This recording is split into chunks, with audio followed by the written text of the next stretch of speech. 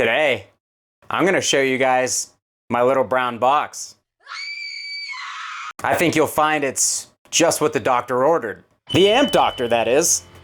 Whoa. That's right, guys. Today, we are gonna take a look at the Amp Doctor or Amp RX Brown Box 2 input voltage attenuator. Let's do it.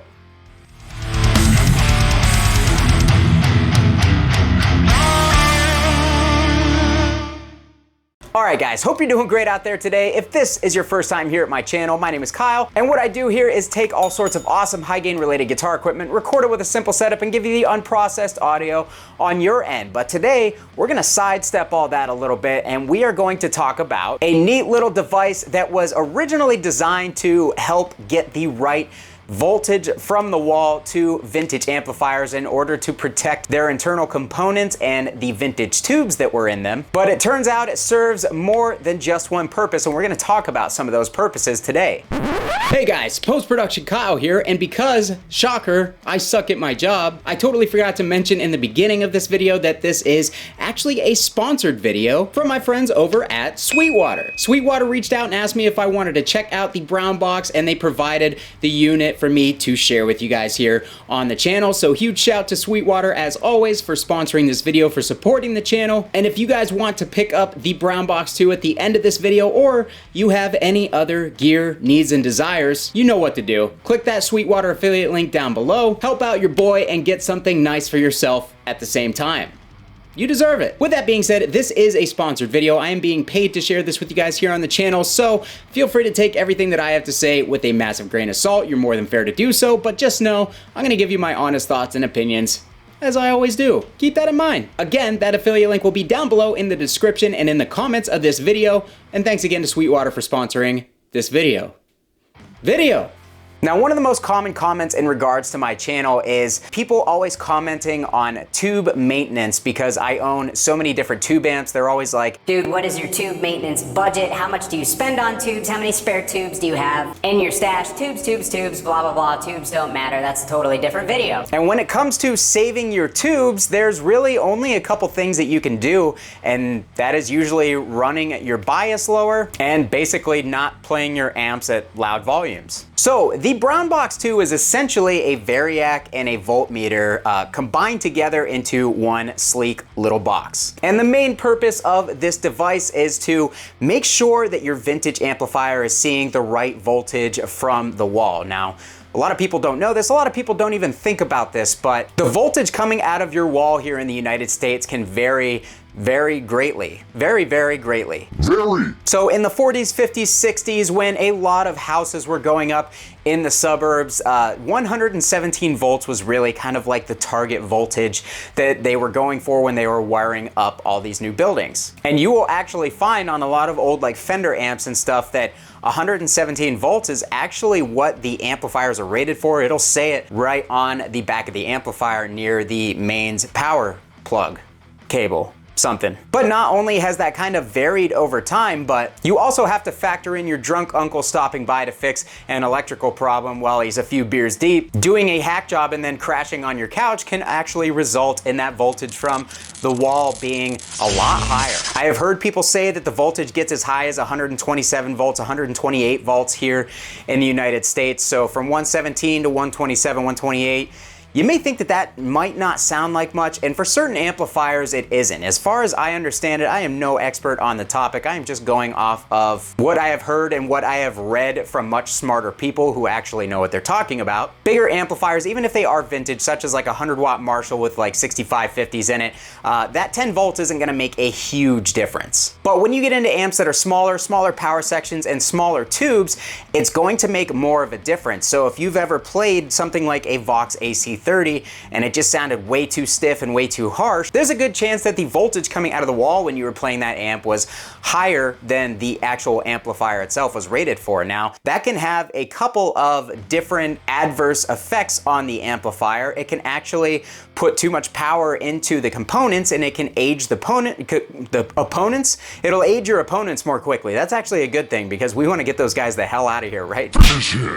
It will age your components more quickly, and things will fail more quickly, and this also extends to the tubes, which are technically also a component of the amplifier. Your tubes will wear out faster when the voltage going into the amplifier is higher. And that is where the brown box comes in, because the brown box not only measures the voltage coming out of your wall and tells you on a clear LCD display, it'll tell you exactly what your voltage is, but it gives you the option to dial that voltage down if it is too high. So if you are in one of those places where that 127 volts is a reality for you and you are playing on a vintage amplifier, you can actually take the brown box out of your bag or out of your little tour case. You can hook it up in between the wall outlet and your amplifier, and you can actually dial that voltage down to the proper 117, 115, or even lower if you would like to. And this solves a couple of problems, because when you are a touring musician, one of the biggest complaints that you hear from people who tour with tube amps, and even some like my buddy Fluff, who you guys may know, that have switched over to digital touring rigs because they just didn't like the fluctuation of sound from venue to venue. And that fluctuation of sound has to do with a couple of things. One of the things that has the biggest effect on that is the power or the voltage coming from the wall. Because if you're getting too much voltage or you're getting not enough voltage, that is going to change the sound of your amplifier pretty drastically once you really start cranking the volume. So not only does this ensure that your amp is getting the right voltage, but it becomes a tool that you can actually use to ensure that your amp is getting the right voltage no matter where you go. And because it's a cleaner, more compact form factor than trying to combine a variac and a voltmeter and bring them along with you and have this mess of cables and devices, it's all contained in this one clean little brown box. I couldn't even say that without laughing. So if you're driving your amps hard frequently, especially if you're a gigging or a touring musician and you want to ensure the longevity of not only your vintage amps, but your modern amps, the components inside them, and the tubes, if you're worried about tube wear, the brown box has you covered. All right, guys, so for a quick little sound demonstration, I have the Brown Box 2 currently powering both my PV Classic 20 Mini Head and my Splon KT88 Super Sport, which is basically a smaller version of the Quick Rod. This is a 50 watt amp. This is a 20 watt amp that is powered by EL84. So we're gonna be able to see the difference that the Brown Box makes with both a smaller power section amp and a larger power section amp. And keep in mind, guys, this really is kind of just for fun, because the main utility of the Brown Box is to basically protect your components of your amplifiers long term. And yes, it will make a noticeable difference in sound, but it's not going to be massive. And if you're a belligerent amateur like myself, you may actually not want some of those differences. So yes, there will be a difference when we flip through the settings and you guys will be able to hear it, but it's not insane. It really comes into play more when you have the amps cranked up, and it's going to be a subtle difference in sound. It's more so going to be a feel thing, but I figured why not go ahead and check it out with you guys just to show you that, yeah, there is a little bit of a sound difference if you are buying this in order to use it more as just a variac and get a little bit more sag out of the power sections of your amplifier. So for this quick little demo section, I am using my Heritage H150 Artisan Age with the Seymour Duncan Antiquity in the bridge, and we are going into a Palmer stereo 2x12 cab with an M65 creamback in the cab, and as usual, an SM57 on that speaker. So I'm gonna go ahead, I'm going to play the amp. We are very, very loud in the room with the PV Classic 20 Mini Head right now. We are definitely pushing the power section. I'm going to bypass the reduction of the Brown Box. And as you could see, the little meter, the number on here changed. We went from like 104 volts to 119. So you can do a pretty significant reduction. But here is the amplifier with no reduction from the Brown Box. And it sounds like this.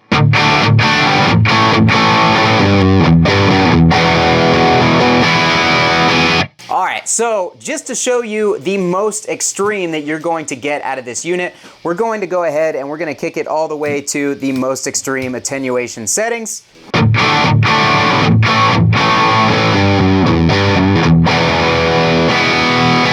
So again, not a crazy difference. What I am noticing is the power section does feel a little bit more saggy, feels a little bit more full. There's some more bass frequencies coming through, and it's not quite as strident. The high end has been rolled off just a little bit, but it's not a massive difference.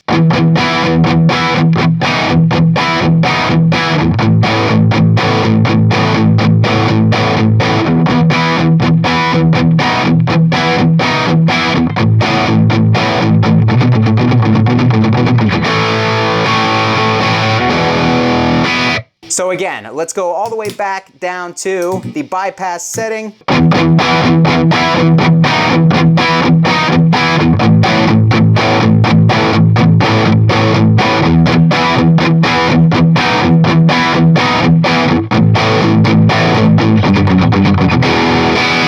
Played that wrong, but anyways, just showing you, yeah, there's a decent difference between the amp in its stock form and with it fully attenuated, but if you wanted to do something a little bit more in between, you can fine tune these things a little bit. Right now we're running at 112 volts.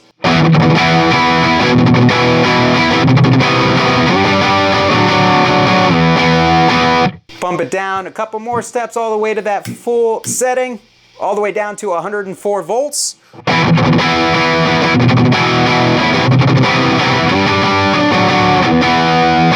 So a little bit softer, a little bit fuller, there's more sag in the power section, and that is with this amp cranked up. Let's check it out through the Spawn real quick to see the difference that it makes on a big tube amp.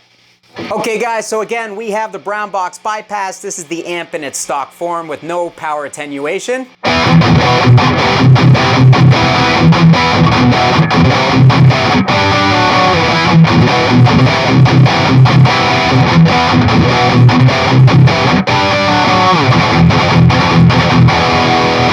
And again, putting it in the most extreme setting on the brown box all the way down to 104 volts.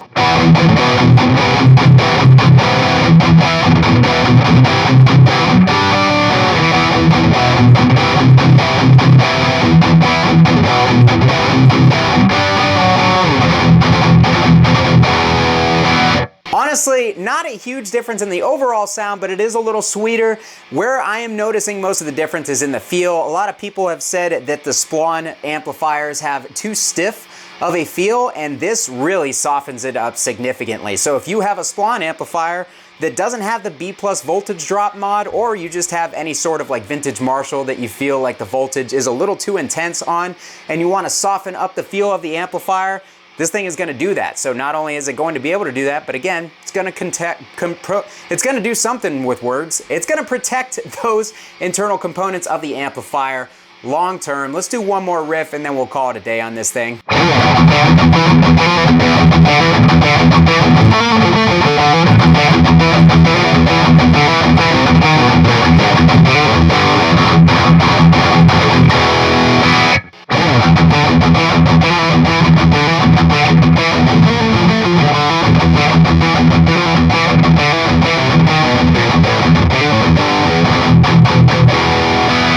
Oh yeah, a lot softer on the attack, a lot saggier on the low end. It's more noticeable on the Spawn than I thought it was going to be. It softens the amp up quite a bit. So if you are in the market for a Variac and a voltmeter, and you want it to also protect your internal components, and you want to be able to take it with you to gigs or on tour, this thing is actually a great tool for that. It's going to allow you to make sure that you're getting the voltage that you want to your amplifier every single night, so you're getting consistent power and you're not wearing out your components prematurely. So these come in at $349. Again, if you want to pick one up, check them out over at Sweetwater. And of course, be sure to use that affiliate link that will be down below in the description and in the comments of this video if you want to help your boy out in the process. Let me know if you guys think that this is a useful tool for your situation. I'm really curious to see what you guys think, if this is something that you think you could utilize for your setup or not. Thanks so much for hanging out today, guys. If you liked the video, hit the like button. Consider subscribing on your way out so you don't miss any more belligerent amateurness. Kyle here again. We'll see you guys next time.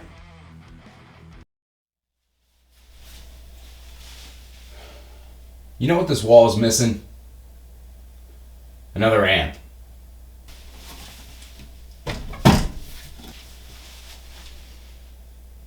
There we go.